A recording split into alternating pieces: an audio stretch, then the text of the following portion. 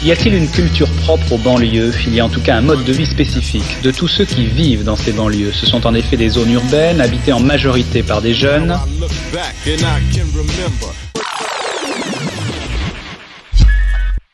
Sarcelles, gare, 11 heures, le soleil brille, brille, brille.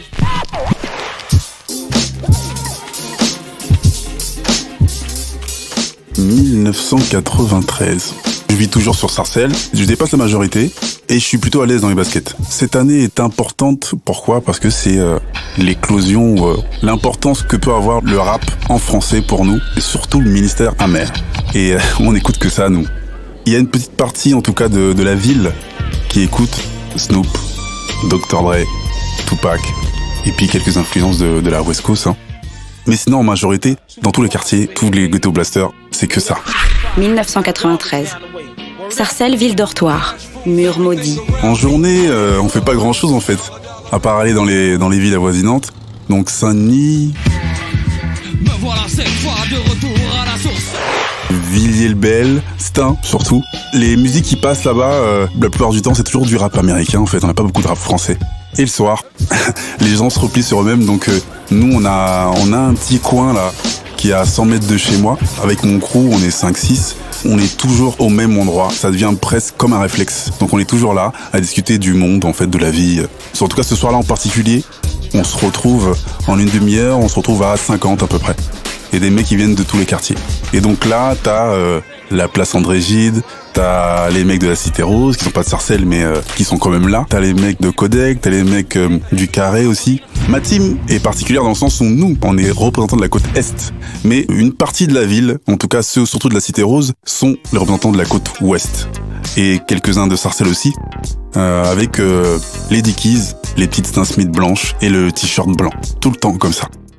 Et il y a un affrontement de style, mais ça reste sain. C'est un paquet de testostérone. On a plus ou moins tous la même tranche d'âge, ce qui fait que ça blague dans tous les sens.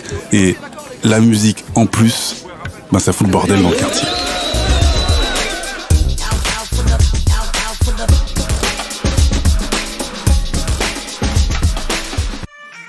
Pour les plus courageux, ils sont par la fenêtre, ils regardent.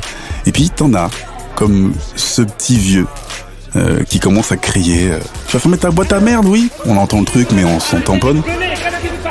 Et puis on continue à parler encore plus fort et on met le son encore plus fort.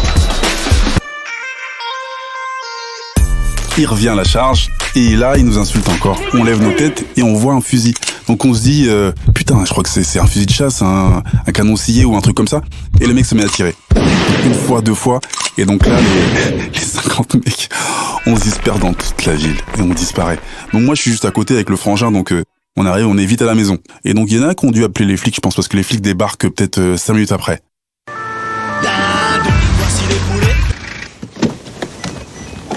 Il sort de la bagnole, il se dirige directement dans son immeuble. Et là, il monte chez lui, il ressort avec les menottes aux mains, il continue à gueuler, je sais pas ce qu'il raconte. Et puis le mec a disparu. Je sais pas ce qu'il est devenu, mais je pense déjà il a dû faire un peu de garde à vue, mais il a disparu. La finalité de tout ça, c'est que j'étais privé de sortie pendant 3 mois, 3 longs mois fermes. La loi de la rue est ultra injuste. Jusqu'ici, tout va bien. L'important, c'est pas la chute. Plus vite que les balles. C'est la peine maximale ou la pierre tombale. Et l'atterrissage. Les chroniques du gouffre. Les chroniques du gouffre.